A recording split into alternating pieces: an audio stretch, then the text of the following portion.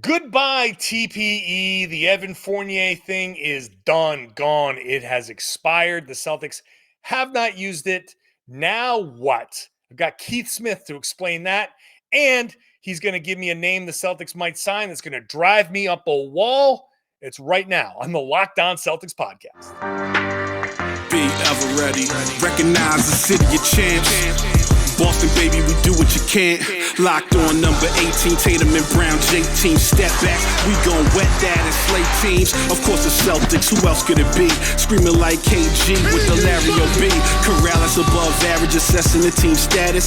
Best daily pod, no cap, salary matching. Clutch like Bird the DJ, keep John on replay. Prime time, dapping up the truth on the sideline. Raining J's, how it started, raising banners, how we finished. Locked on Celtics pod, home of the winners. B. Hey there, welcome back to the Locked On Celtics podcast. Thank you so much for making this show part of your daily routine. I am here I'm here for you. I'm not going to start over. Why would I start over? I'm just going to keep powering through. I'm here for you with a fresh, free podcast every day of the week, Monday through Friday.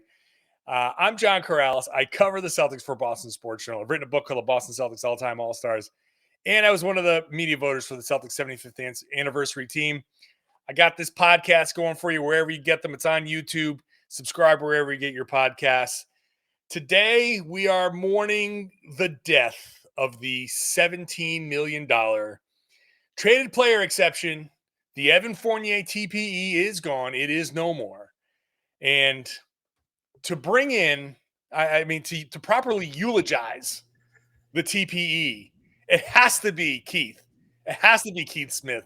If there's anyone who's going to properly eulogize a TPE, it's you, my man. First of all, how are you doing?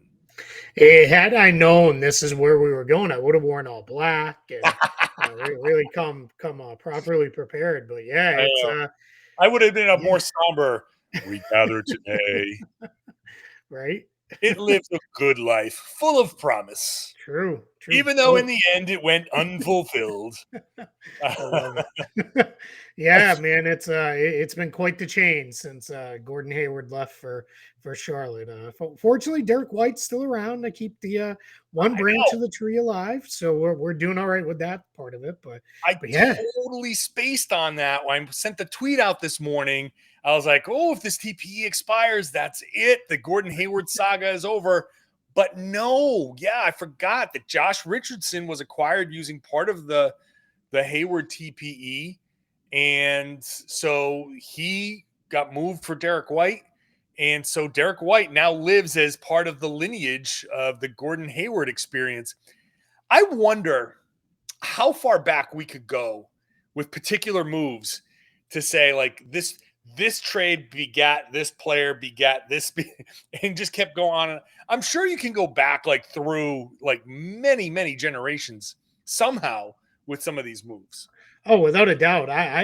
It was during the pause in 2020 when we had no idea when any sports were going to be played again. I went through the Danny Ainge trade tree is what I called it. And I went through and tried to map out just from the time he took over the Celtics and what everything became. And some of them did go out 6, 7, 8 moves down that you could keep, doing branches off of just because it was, this guy was traded for this pick, which was then traded for this, traded for that, and all these things. And it was kind of a fun project. And then right about the time when it was like, I think we're maybe we'll actually write this up and we'll figure out a good way to publish it. Then it was like, hey, the NBA is going to come back, and then it went into a pile of things that'll never see the light of day. So, but it kept me busy for a month or so. So sure, that would be one hell of a flow chart. I mean, I think it was. That would be the Charlie from It's Always Sunny, Pepe Sylvia gif over and over again, which one of my favorite episodes. All right, so here we are. Once they traded for Brogdon and they moved all of those guys, we've talked about this. I think everybody's kind of talked about this. Once they moved, they did this outrageous, what was it, 6 for 1 plus a pick? Was it 6, 7? 5. 5? Right. I mean, Fitz, Morgan, Stauskas, Tyson, Nesmith. Yeah. I mean, the type of trade that if somebody had tweeted it at me, would have laughed them, like dunked on people on Twitter. Yeah. If these, but anyway, once that happened, that was essentially to me as good as using the TPE. Yep. You know, like that. It went from, if they don't use this, they should be embarrassed, to, oh well, they basically used a different version of this. What's the difference between getting Brogdon, and even though he makes more than TPE, but let's just getting a player for that TPE and having these extra guys that the Celtics probably would have had to waive, versus moving them all and getting a player and saying, okay, this TPE it's going to expire. I think they kind of salvaged that, the usefulness of what they had, their tools, by making that deal. Yeah, I completely agree. Well, once that one went down, at that point I was like, I'll be surprised if they use more than 5 million or so of this TPE. That was kind of my cap that I had kind of put on officially. And I know Brad Stevens told us just a week or so ago, like, we have the green light to do whatever we need. I very much took that as, that's great, but that's within reason. Like, let's not go crazy here. Like they're right now, as it sits today, they're about 20 million above the tax line. And that's going to equate to a bill that's a little over $40 million. Once you factor in the penalties as you go up, so far over the tax. So you kind of look at it and say, all right, well, that's probably, something that's getting to be a little on the high side. Now, yeah, if a once in a lifetime thing popped, I'm sure it would have been like, hey, figure it out. And then, hey, if we got to move Derek White along somewhere or something like that down the line, then that's a conversation we have and go. But I think they're looking at it and saying, hey, I got to believe they said, all right, it's going to be used on a big man, if nothing else, because the trading of Daniel Tice in the Brogdon trade, that did create that hole. By no means am I saying that's a bad thing, because I think that hole is very easily fillable. But I think they looked at it and said, yeah, well, we could trade for a big four. It's not going to give us all that much more than just signing someone for the minimum, which that'll come with its own tax costs and whatever itself. And off we go. So why are we going to add another 10, $15 million onto this tax bill, which then really turns into closer to like 30 million for the player? Because, that just starts to get a little unreasonable to ask an organization that has historically over the last several years done everything they can to try to avoid the tax. Hey, let's all of a sudden pay Warriors and Clippers levels and Nets levels of tax. That was never going to happen. Yeah, I mean, look, let's be real. Let's be real with that. And I try to hammer that point home as often as I can without being like, too repetitive or too boring. Hey, let's talk about the tax some more. But, you still have to be realistic. And if there's anything that I want people to come out of this podcast with on a daily basis, is realistic type of concepts, realistic type of talk. Even if the exact stuff that we're talking about, or the ideas I come up with, aren't what they do, as long as it's within the realm of the type of move that they make, that's what I want to convey. And let's be honest here. This tax bill is somewhere in the mid 40 range as we speak. And at this point, they're essentially being taxed. They're up in the 375 tier, right? Mm-hmm. Or like Pretty close, if not there. But yeah, they're like $25 away from it, or some crazy. They're very close to being taxed $3.75 for every dollar you're over. So just do the math. 1 million is 3.75 million on top of tax. So you don't want to, if they use the $10 million, if they took in a $10 million player with the TPE, you're not at 37.5 million. I'm using very round numbers where I can move the decimal point so I can do quick math. It's the only way I can do it. But that would be an outrageous thing. I mean, look, $17 million TPE, you take in a $10 million guy and he becomes an almost $50 million player. Yeah. Reasonably speaking, I don't think, and I went into this with Tom Westerholm and others. We can sit here, you and I, and we've done it before. Hey, Wick, spend the money, buddy. But if you're even the most spend the money kind of guy can sit there and acknowledge, all right, this guy you got for $10 million, if you're actually spending almost $50 million to get him, even those people can be like, well, all right, I can see your trepidation where you might be like, oh, can we hold off on that particular move? Yeah, I'm with you on that one. I very famously ranted here on your show about not spending the not going into the tax and cheaping out and all these things, but 20 million into the tax is already way further than I thought they would go. I thought they were probably going to set an artificial line, which would very much be an internal line of 10 million, maybe up to 15 if we found the right guy. But they're sitting at 20. They've still got to fill a minimum of 2 roster spots. And even if those both come at the minimum salary, you're talking, another couple million on top of the bills. So, really, and probably closer to like 4 million on top, which then because of the penalties, like you called out, that becomes, so much more than that, become more like 12 million, 12, 15 million in reality. So that's just, I have no complaints where they're sitting now. And if they said, yeah, are there guys I like? Yeah, I wrote a whole article for Celtics blog today about, hey, here's some guys I still like for the TPE if they were to use it. Kelly Olynyk, I thought could have been a good fit. I thought there were a handful of other bigs in there, but for the most part, I started off the article, which was funny. Someone called out, was like, you wrote this whole long list of guys after saying like they're not going to use it.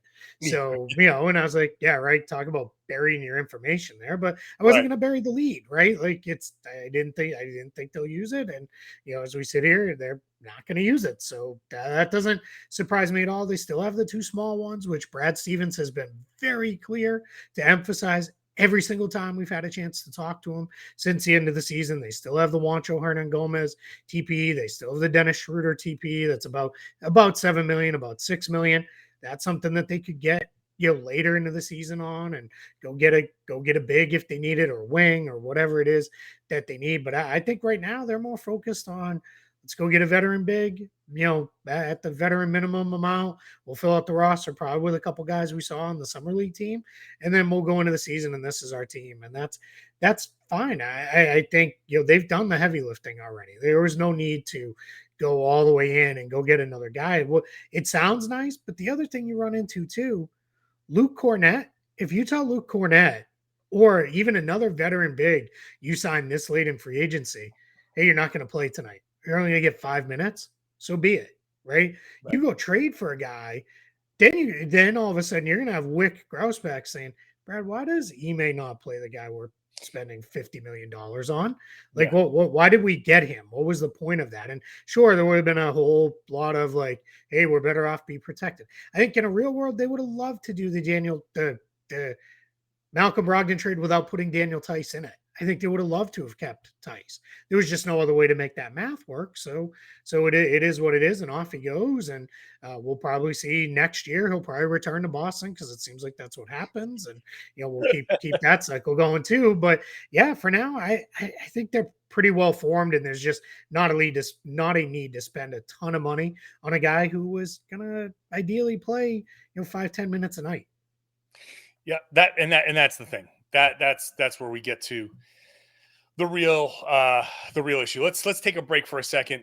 We'll come back. We'll continue this discussion here, including maybe some of the names, some of the possibilities here that the Celtics can bring in. What's next? What are they going to do?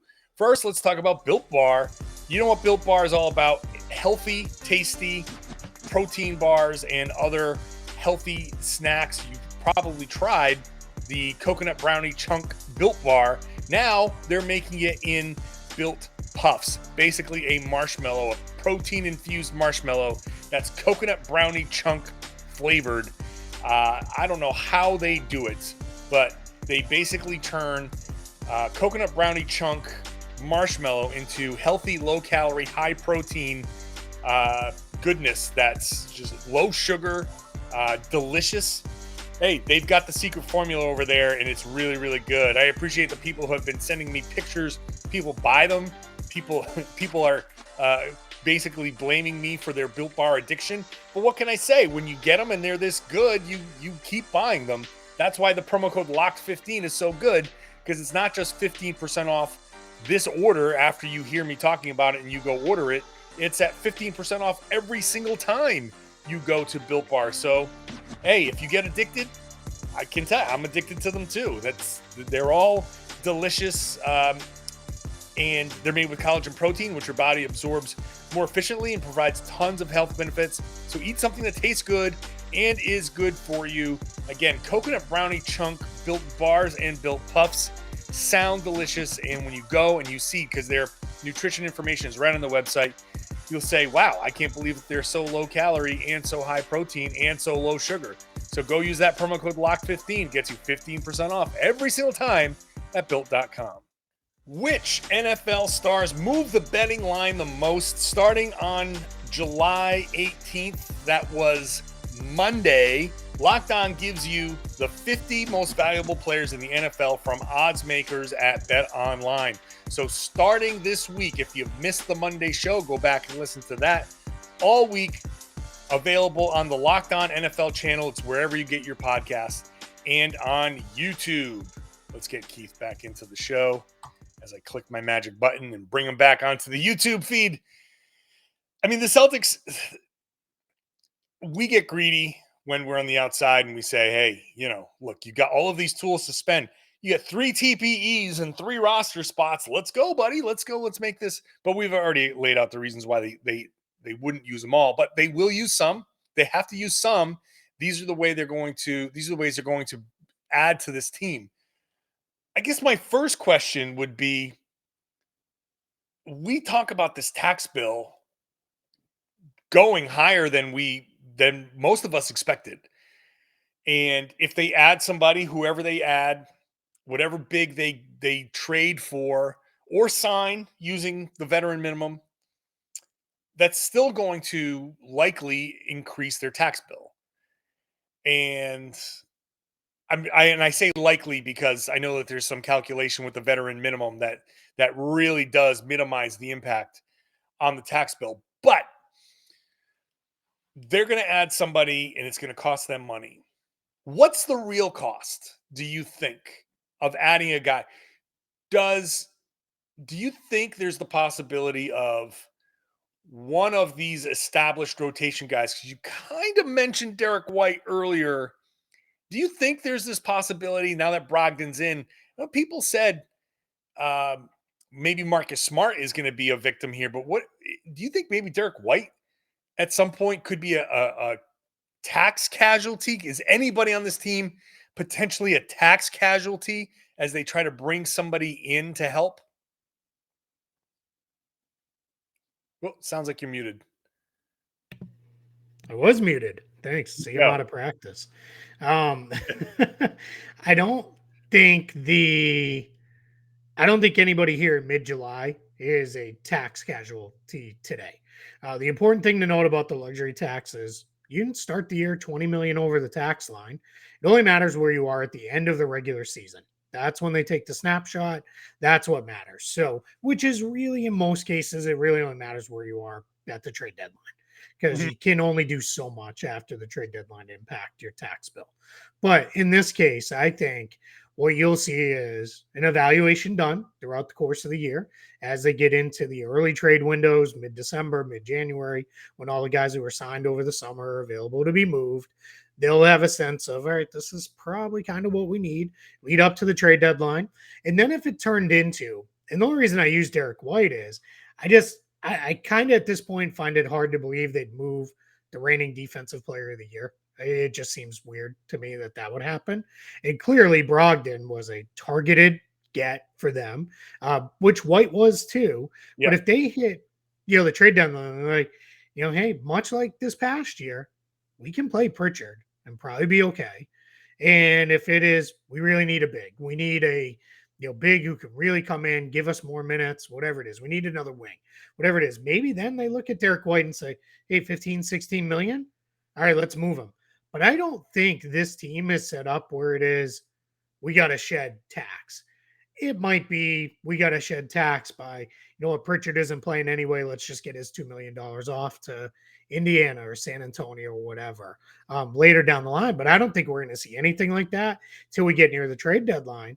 And that's probably more in the case of if we can make a move that makes sense while also reducing the tax bill a little bit, let's go. But I really believe they like their top 9-10 guys right now and are ready to roll with those guys into the season and feel pretty good about where they're at. So I think it's going to be sign a veteran big. I continue to believe that'll be one of the final 3 roster spots. Then it'll probably be let's fill it out with a couple guys who are on the summer league team, maybe Matt Ryan, maybe Broderick Thomas, maybe Justin Jackson. Maybe it's bring 4 or 5 of them into camp and let them all fight it out and see who's left standing at the end. But I do think there will be at least one more big that comes, just because I think, although Stevens repeatedly said, hey, we think Luke Cornett's fine. We think we can play with him. And at times, Luke Cornett has been fine.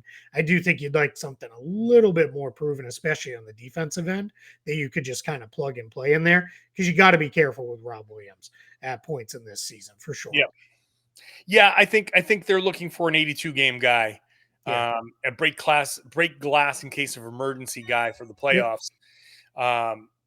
I wouldn't be surprised if Peyton Pritchard ends up being a tax casualty at some point. And like you said, now not the time. Now's not the time. Why bother? Because in November through, beginning of February, you need somebody that's going to eat up minutes, and Pritchard is going to be great in a role where he can if he gets the minutes. We've seen it. If he gets the minutes against regular season defenses, he can be very effective. Against playoff defenses that can game plan and target, it's a little bit different. You're playing against the best of the best, and you're not facing the Indianas and Orlandos and Houstons of the world. And you can still get away with certain things. So I think for now, everybody's safe. At the deadline, I wouldn't be surprised if the Celtics maybe made a move, because the $2 million for Pritchard actually ends up saving them whatever, 10 million or whatever the number is going to be at that point. The key for them is to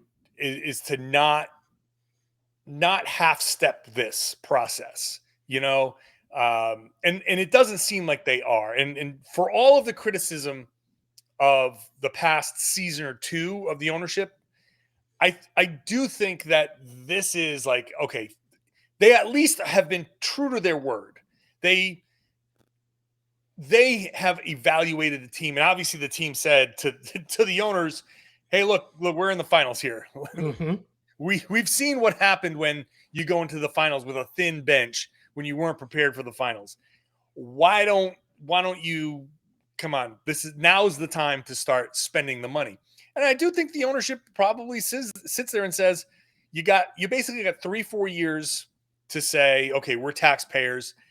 And maybe when the new TV deal comes in a few years, and who knows what the new CBA is going to bring, maybe when the new TV deal kicks in, you dip below the tax line and you actually get a couple of years, if you can maneuver it right, where you just dip under that tax line and you can reset that repeater clock and off you go.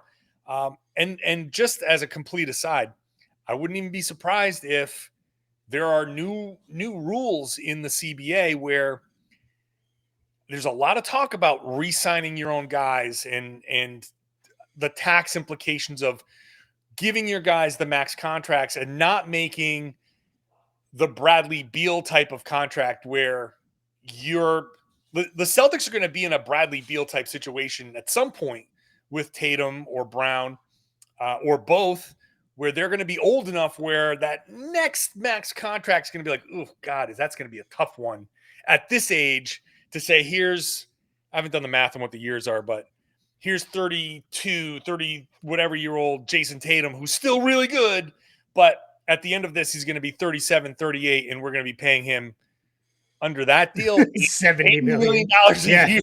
Yep. Stupid number. That's going to be crazy. I mean, Dame's already getting $60 million, right? Cat's getting $60 million. Is that right? And as their deals wrap up. Yep. God Damn. Yeah. I mean, they've earned this money, and it's their share of the money that's coming in. It's more like incredulity of, did I say that right? Of the amount of money that's coming in. But anyway, I don't even know what the point I was making is.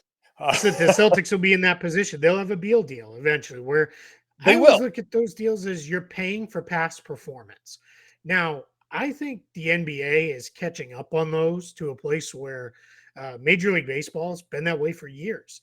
When you see guys like Albert Pujols, even like the Alex Rodriguez contract at the end, it was like, all right, when we're paying this guy $35, $40 million a season in the last few years of this deal, he's not going to be worth anything near that.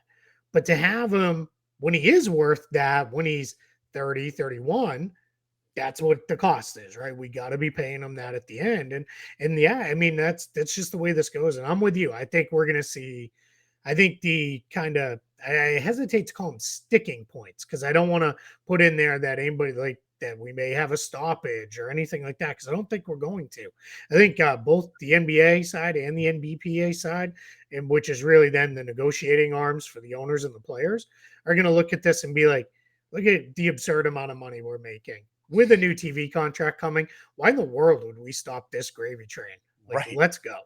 Right. Yeah. So I do think, though, to your point, I do think we're going to have changes in rules where it makes it more beneficial to resign your own guys so that those contracts don't become a burden on the team. And I think we're going to get some language around what does it mean when you sign that kind of contract with a team as far as you asking for a trade, the team trading you to, just so both sides are protected. But those are the kind of things that'll get worked out in time eventually. But for now, yeah, I think we're in a position where this is really, for Boston, yeah, they you can't complain now that they haven't spent money when they're already 20 million over the tax. I mean, even the Warriors, the champs, lost Gary Payton and Otto Porter Jr. this offseason, in part because they didn't want to continue to push their bill even higher. They basically said, yeah, we can't pay GP2 $8 million, which is what he got. We don't want to go $6 million for Porter. So we'll reinvest some of that into Dante DiVincenzo. And I think the Celtics looked at it. And my guess is in the planning meetings, when they took it to Wick, was, all right, we want to get shooting, scoring off the bench. That's what we've identified as our primary needs. We have the MLE, we have the TPE, and we have a straight trade. And it was probably, look, do what you need to do. You can do two of the three, and let's have a conversation if we want to go to the third. And I truly believe they did the Brogdon trade, they did the Gallo signing, and then it was, there just isn't anything that makes sense to go spend, another 10 million in true salary plus, 40, 50 million in tax penalties. It just didn't make sense. Doesn't make sense. Not for a 10th man. Just not for a 10th man. Exactly. So all right. Let's take a second. I can regather my thoughts about what I was talking about, which was a point about spending the money and the tax and where we're going. The new CBA stuff is going to be super interesting. We'll get back to that in just a second. Hey, thanks for making Locked On Celtics your first listen every day. Make Locked On NBA your second listen every day. Rotating hosts all week long. I'm on Wednesdays with Jake Madison. So if you want my NBA thoughts, my full league thoughts outside of the Celtics, you can just subscribe to Locked On NBA. It's a great podcast covering the whole league. Get it wherever you got Locked On Celtics. So at one point, Keith, I think later on, maybe like in August, September, we can just do a whole collective bargaining thing because I'm so fascinated by what the next influx of money is going to be. They see it coming down the road. They saw what the last influx did. And I've heard the upcoming negotiations characterized as less players versus owners and sort of owners versus owners about, because I think you're right. Everybody's very happy to kind of keep this gravy train going. I think the players are mostly happy. I mean, how can you not be happy with the amount of money you're getting? Even the role players are getting, like, good role players are getting 10, $15 million. I mean, there's a lot of money being, thrown around out there. So it's a very good time to be an NBA player. I think too, if I can interject one quick thing on that, I think the players also, there's a level of trust now that exists that wasn't necessarily there prior times in CBAs. I think the last one it was there, but before that, there was always this, they're trying to take everything they can from us. And I think there was, when the NBA pitched the idea of, hey, we're going to do the bubble because here's what this will mean for everybody, that came to fruition. Everybody got paid then and nobody lost. And there was just reporting today, I believe from The Athletic, that the players all got an extra bump in their last paychecks because the NBA said, hey, all that extra we put in escrow just because we didn't know where we'd be, money wise and revenue wise, we're now going to give more of that back to you than what we thought. And I think they've both held true to, hey, we're in this is truly a partnership. I feel like, to your point, this is no longer owner versus player. There's still some of that, right? Because everybody would like a little bit more. But now you're talking this much, these teeny percentages versus these giant wide gaps of we got to solve for it. So I think that's where we're looking at this now. It has finally hit a point where it's, all right, let's solve. And then that's when you can get into some of the nitty gritty stuff. Because the reality is all this stuff has a time horizon on it where we don't finish by X date. We have to lock out because it's just the only way it works in this. So now I think it turns into, all right, hey, we're good on the big stuff. Now we can go to work on the little stuff. And that's where it all becomes a lot more fascinating. Yeah. All right. So we'll table that for another time because it can really, I think that could be like a good extended look at business is going to change a little bit in the NBA. In the meantime, the Celtics have to do their business and get a big guy. Everybody wants to know who could be out there. You've put a list together of who could be out there. I only ask you if you don't, you just don't kill me. Don't kill me with the one name that I know you're going to mention. I'm down. You got me curious. Yeah. Keith, who do you think might be good for the Celtics to sign? So I go back and forth on this a lot. I think it has to be someone who can defend. I just don't think they need a lot of offense there. I've seen some people say, well, you want to bring in somebody who can play offense because then that's a different look from what Rob gives you. But I don't know that that's really what you need. I think they've filled the offense. You need somebody who can defend. So they're immediately kind of, for me, that takes a guy. I'm sure he's on the list. So we talked about, there's also a connection with Ime. I just don't know that a guy like LaMarcus Aldridge makes a lot of sense because I don't know that he'll hold up defensively. I know a lot of people want Boogie Cousins. I mean, it feels like people have talked about Boogie to the Celtics for half a decade at least. Yeah. If not, right? It's been like, why not? He wants to play with Rondo. Let's get him here when Rondo is still here. And, all this stuff. And I kind of can see it because he can pass, he can shoot, he can do a little bit of stuff. I don't know. And I don't know that they want to bring that in to maybe upset the chemistry a little bit. I think there's already going to be some work that Ime's going to have to do with certain nights of, hey, tonight might only be a 5-minute night for you. Like, there may not be a, 15, 20 minutes a night for everybody. So the one name stuns me that I'm going to say it, and it might be the one you don't like. I cannot believe I'm kind of to the point where Hassan Whiteside the worst idea. I love it. I love it. For those listening, John is now on the floor out of his chair because I killed him. So I'll take the mic gladly though while he recovers from passing out here. I just don't know, right? He played really well for Utah last year. He can defend. He can block shots. You basically throw him in on the backline defense and say, hey, do what Rob does on offense. Hang out around the rim. We're going to throw it up high to you. Block shots, rebound. That's all we need you to do. But I'm stunned that this is where I'm at with it too, because I was one of those people when he was on the Heat and everybody was like, Hassan Whiteside. And I'm like, yeah, he averages 5 blocks a game because he takes himself out of position on 15 shot block attempts per game. And he's out, chasing blocks at the 3-point line, and then they don't get the rebounds because he's out there hanging out. I just think he's kind of changed. I think he's grown up. So I don't love it by any means, but I like it a lot more than I like Tristan Thompson or Dwight Howard. I don't like either one of those ideas either at all because I just don't think. I mean, we've already lived the Thompson experience. We don't need to live that one again. And the Dwight Howard one, I just don't think he's got much left. I think that's a major struggle. So that's. I mean, but that kind of gives you a sense of there's not a whole lot out there. So maybe Luke Cornett isn't so bad to just run with. Can I get this full of vodka instead of water? To the top. Hassan Whiteside is a hard no for me. It's the hard no that I could actually give. And I can say, sure, maybe he's improved. I might also throw out there that maybe he's improved because he's too slow at his age to commit to the overcommitting that he used to do.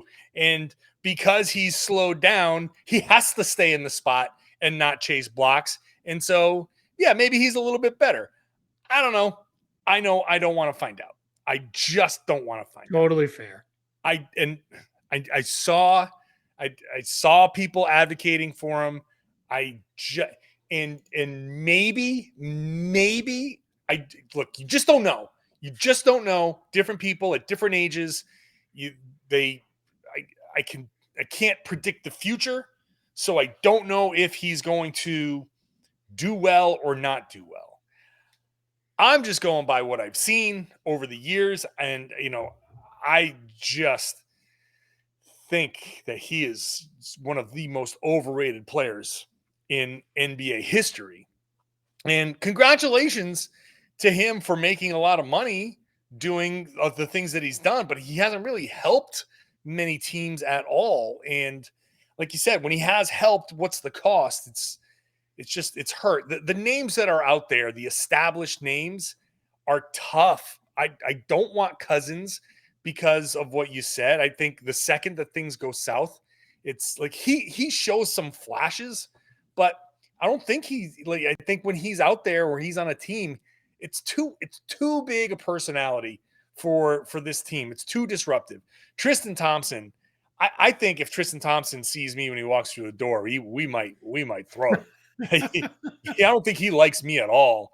But I thought he was a horrible influence on this team. I think, and look, I say all of this.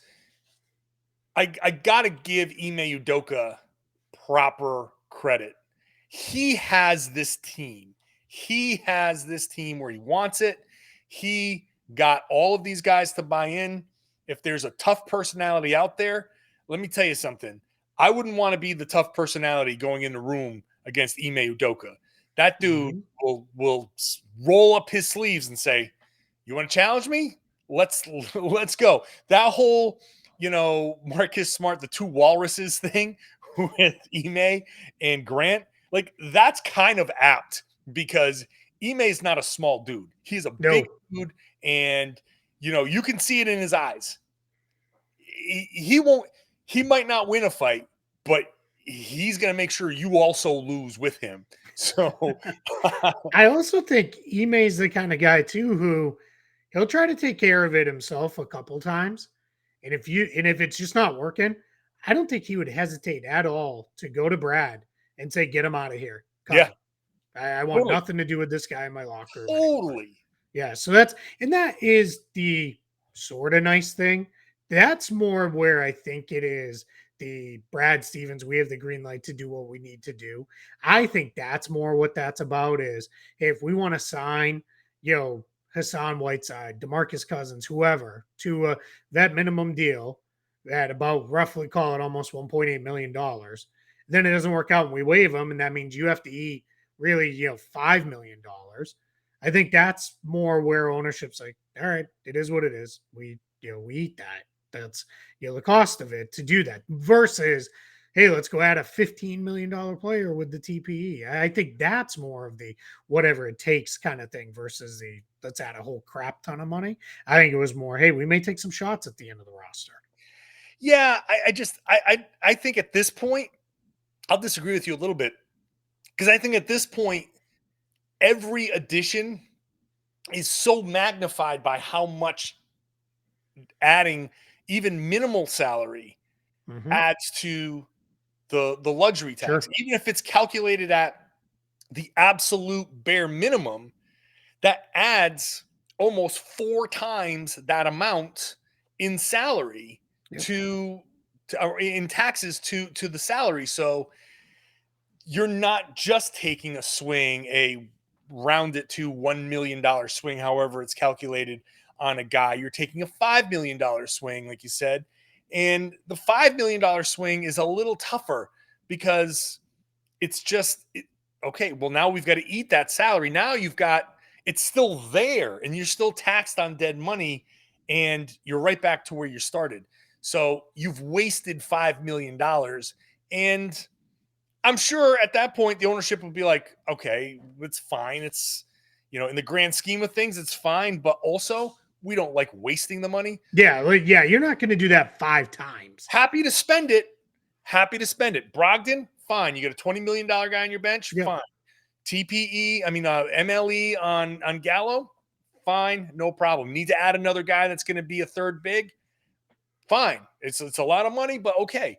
But don't go out there and throw me a guy that you're saying, if it doesn't work, we're gonna cut him.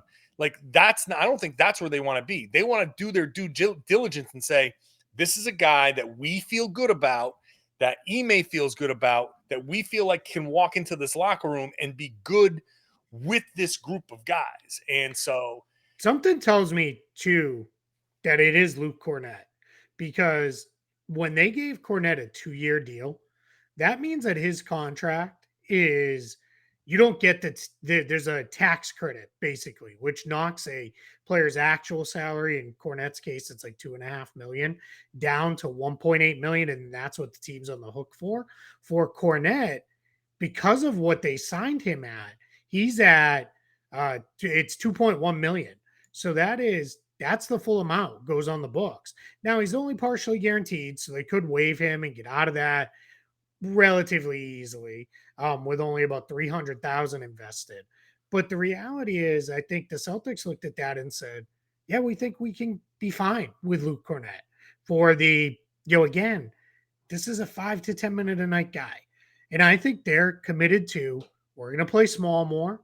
Brad mentioned it only about 15 times in the Brogdon and Gallinari pressers. And I know he's not the coach anymore, but clearly him and Ime are on the same page. right. So I think they're going to play small more. I think they'll open big, but I think more often than not, it's going to be, let's close small. I think they're even fine with saying, hey, against a ton of regular season teams, especially with backup lines, we're fine with Grant and Gallo as the backup front court. We're fine. We'll get by. It's not going to be an issue. I wouldn't be surprised if they are sitting somewhere where I go back to, remember when the Jazz had Derek Favors when he was still good, Derek Favors? Yeah. And he started at the 4, but he also was the backup 5. Because the minute Gobert always was the first one out. Favors slid over, then played like the next 5 minutes or so without Gobert. Then Gobert came in, Favors went out, and they closed with just Gobert, halves and games. That is a way I could see them doing it too, where, hey, it's really only a 3 big rotation, much like it was for the vast majority of the playoffs. And we're just going to live with that. And then on the nights when Rob or Al needs a break, Gallo plays more, Cornett plays more, and off we go. That's why I don't think you saw a Kelly Olynyk trade or a Rashawn Holmes trade, because I think they looked at it and said, yeah, it'd be really nice to have that guy sitting there, but it's just not worth it. That's why I think it was really nice, the idea of having Daniel Tice for $9 million. Until we need Daniel Tice on the Brogdon trade. Now, we'll move forward with Cornett. The contract tells me they're more confident in Cornett than maybe a lot of other people are. But again, people just need to, you're not going to lose a lot of regular season games because Luke Cornett played 5 to 10 minutes. And if that's the case, you're not the team you think you are. Playoff wise, you're just not going to see that player, whether it's Cornett or somebody else, just isn't going to be part of things unless somebody got hurt. And at that point, things have kind of gone sideways, and we'll have a long time to correct that anyway. Yeah, I still think, like, at this point, I personally don't like any of the guys that are out there to sign. Totally so fair. I'm what I'm hoping is that the Celtics also don't like those guys. I think there's some truth in that because otherwise I think it might already be done. Probably. I mean, why Yeah. wouldn't it at this point? Yeah. I mean, no one is going to sign any of those. They're all still out there for a reason, and it's July. We're recording this on July 18th, so we're heading into the last week and a half of July. Anybody that's still out there, there's just no demand for that player, minus any sort of restricted free agency. Yeah, stuff. like Colin Sexton's That's a weird situation. Yeah, that's. I'm with you too, and I think there's a chance too where they look at it and say, you know what, let's fill out the last 3 spots. We're gonna bring because they really have 6 spots open because they can do up to 20 players for training camp. Let's bring 6 guys from the summer league team, or maybe they weren't our summer league guys, but they popped in summer league for another team. We're going to bring 6 of them in, all probably little guarantees with the idea of we'll give you that 50K guarantee to get you to Maine after and all that other stuff. But you guys all fight it out. We'll pick 2 of you to go into the regular season with. Wouldn't surprise me at all if they only carry 14 into the regular season and say, hey, we've got Kabengele and Davison on the 2 ways that we can play early in the year if we need to.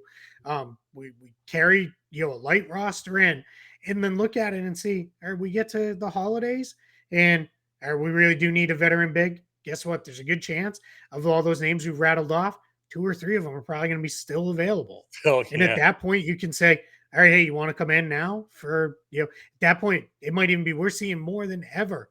Veterans are taking 10-day contracts just to kind of prove, hey, I still got it. Come in on a 10-day, prove you can fit and look okay.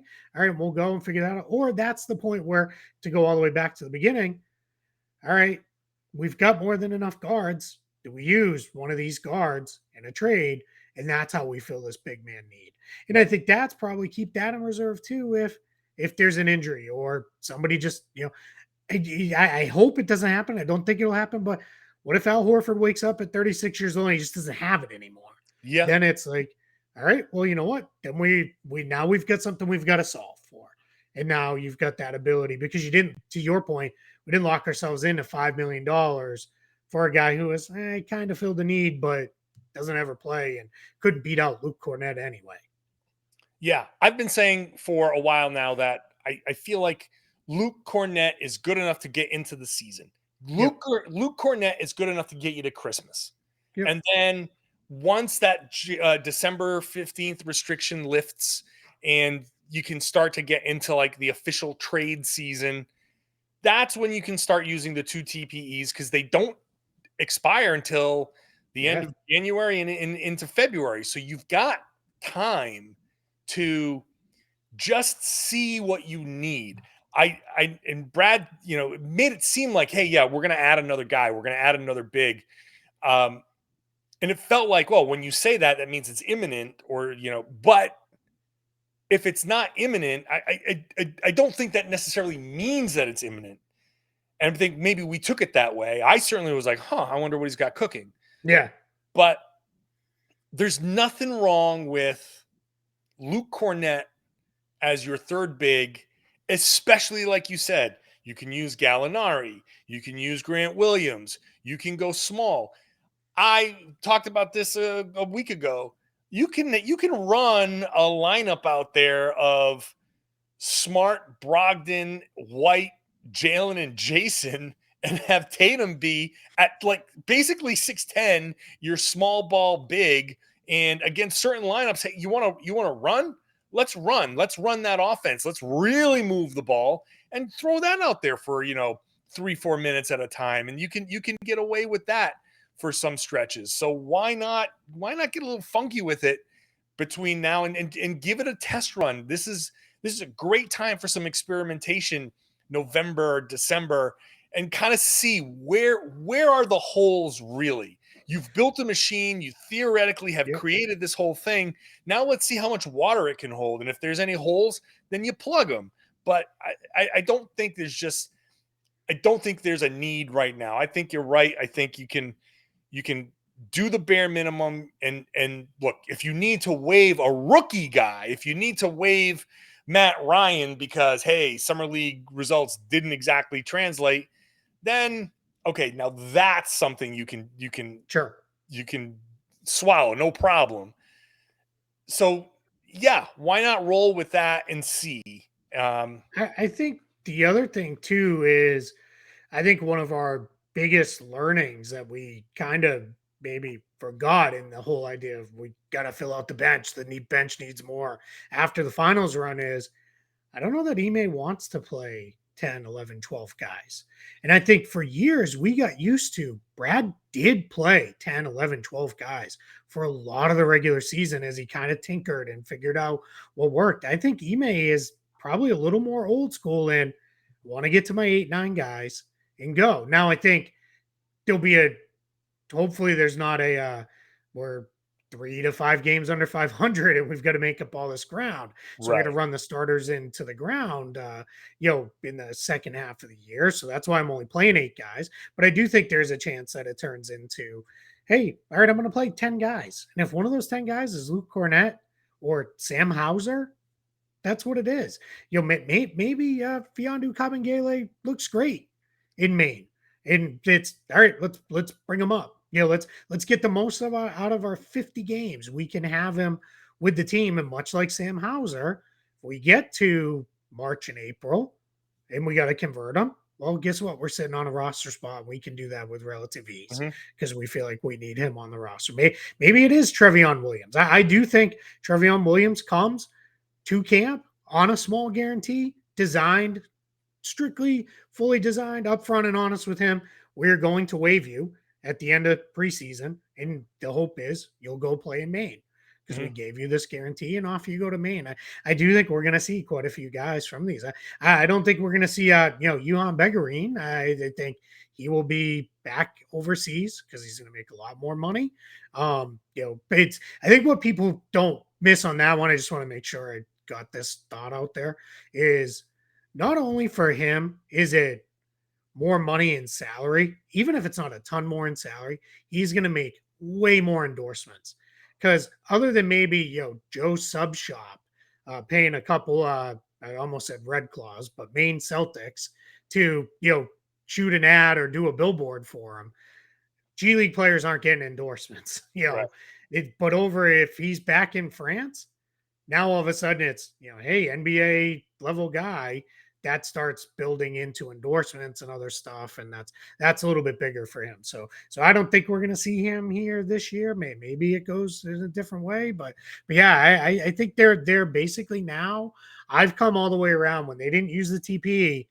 All right. I think the roster kind of is what it is. And they're just going to fill it out with guys who are, scrapping and fighting for spots at the end. And they're going to use the first few months of the season as evaluation. All right. Well, we'll see what happens here. I think the Celtics are kind of winding down for now, but you never know what little things are going to come up. Keith, always appreciate Kyrie trade in the middle of August. I mean, they're waiting for all of us to go on our big fishing trips, and then that's it. Yep. Be just out of cell range. Right.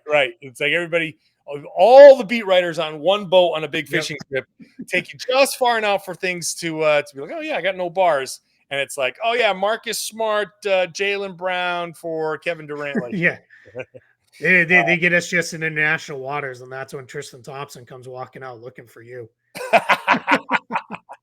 Bring it. All right, man. Appreciate you, Keith. Thank you for hopping on. All right. And thank you for listening and watching the show on YouTube. For those of you watching the show on YouTube, my little theatrics with the Hassan Whiteside stuff, just don't want them in Boston. But that's why you watch the show on YouTube, because you get the added bonus of all my stupid little reactions. So subscribe wherever you want to get your podcasts. If you want to watch, if you want to listen, I think it's a fun show either way. Still doing 5 days a week for now. So make sure you're subscribed to get this show delivered directly to your device. And of course, if you can share the podcast, I would love it. Tell your friends, tell everybody that they should be listening to and watching the Locked On Celtics podcast right here on the Locked On Podcast Network.